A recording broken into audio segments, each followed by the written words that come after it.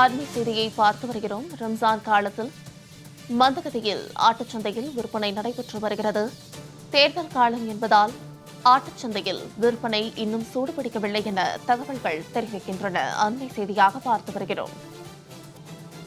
மேலும் இது குறித்தான கூடுதல் விவரங்களோடு இணைகிறார் எமது செய்தியாளர் இளையராஜா. இளையராஜா, வணக்கம். ரம்ஜான் காலத்தில் மந்தகதியில் ஆட்டு சந்தையில் விற்பனை நடைபெற்று வருகிறது. இது குறித்தான மேலும் விவரங்களை பதிவிடுங்க. வணக்கம் சாருலதா. கள்ளக்குறிச்சி மாவட்டம் சங்கராபுரம் அருகே உள்ள அத்தியூர் கிராமத்தில் செவ்வாய்க்கிழமை தோறும் வாரச்சந்தை நடைபெறும். இங்கு பொங்கல், தீபாவளி, ரம்ஜான், பக்ரீத் உள்ளிட்ட பண்டிகை காலங்களில் ஆடுகள் விற்பனை அமோகமாக நடைபெறும். மேலும் பண்டிகை நாட்களில் கள்ளக்குறிச்சி மட்டுமின்றி விழுப்புரம், திருவண்ணாமலை, சேலம், கடலூர் உள்ளிட்ட வெளி மாவட்டங்களைச் சேர்ந்த கால்நடை விற்பனையாளர்கள், வியாபாரிகளும் வருவது வழக்கம். இந்த நிலையில் ரம்ஜான் பண்டிகையை முன்னிட்டு இன்று நடந்த வாரச்சந்தையில் செம்மறி ஆடுகள், வெள்ளாடுகள் விற்பனைக்கு வந்தன. ஆடு ஒன்று 5000 ரூபாய் முதல் 15000 ரூபாய் வரை விற்பனையானது.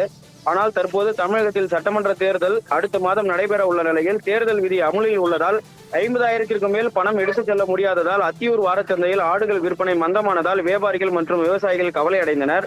மேலும் இந்த அத்தியூர் வாரச்சந்தையில் சுமார் 50 லட்சத்திற்கும் ஆடுகள் விற்பனையானது குறிப்பிடத்தக்கது.